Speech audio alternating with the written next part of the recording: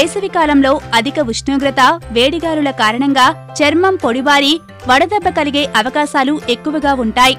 మనం తీసుకునే నీటి కంటే బయటికి వెళ్లే నీటి శాతం ఎక్కువైనప్పుడు వచ్చేదే వడదెబ్బ సమస్య. వడదెబ్బ లక్షణాలు: చెమట పట్టకపోవడం, శరీర ఉష్ణోగ్రత పెరగటం, నోరు ఎండిపోవటం, చర్మం పొడిబారటం, మగత నిద్ర లేదా ఆవలింతలు. వడదెబ్బ తగలకుండా తీసుకోవలసిన జాగ్రత్తలు: జీవన విధానం: తేలికగా పలుచగా ఉండే నూలు వస్త్రాలు ధరించాలి. ఎండ తగలకుండా తగినంత గాలి వీచే చల్లని ప్రదేశాలలో నివసించాలి. తేలికపాటి వ్యాయామం చేయాలి.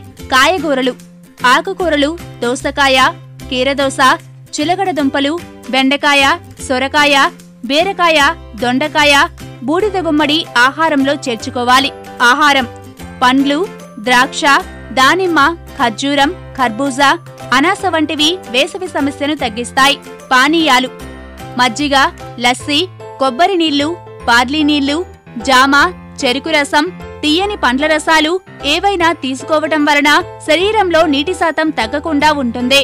ధాన్యములు: వరి, బాస్మతి బియ్యం, బార్లీ, రాగులు వంటివి త్వరగా జీర్ణమవుతాయి. మాంసాహారం: మంచినీటి చేపలు, రొయ్యలు, పౌల్ట్రీ చికెన్ లాంటివి తీసుకొనవచ్చును.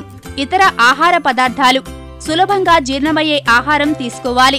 ఆహారం కొద్ది మోతాదులో ఎక్కువసార్లు తీసుకోవాలి. తగినన్ని ద్రవ పదార్థాలు స్వల్ప మోతాదులో తరచూ తీసుకోవాలి. జాగ్రత్తలు: ఎండవేళ ఇంటి పట్టున ఉండటం మంచిదే. బయటకు వెళ్లవలసి వస్తే గొడుగు, టోపీ ధరించాలి. చలువ కోసం నల్ల కళ్లద్దాలు ధరించవచ్చు. వడదెబ్బ తగిలే నలుపు దుస్తులు, మందంగా ఉన్న దుస్తులు ధరించరాదు. ద్రవ పదార్థాలు తరచూ తీసుకుంటూ ఉండాలి. వడదెబ్బ కారణంగా మూత్రపిండాలు దెబ్బతినవచ్చు. మెదడు కూడా ప్రమాదం బారిన పడే అవకాశం ఉంటుంది.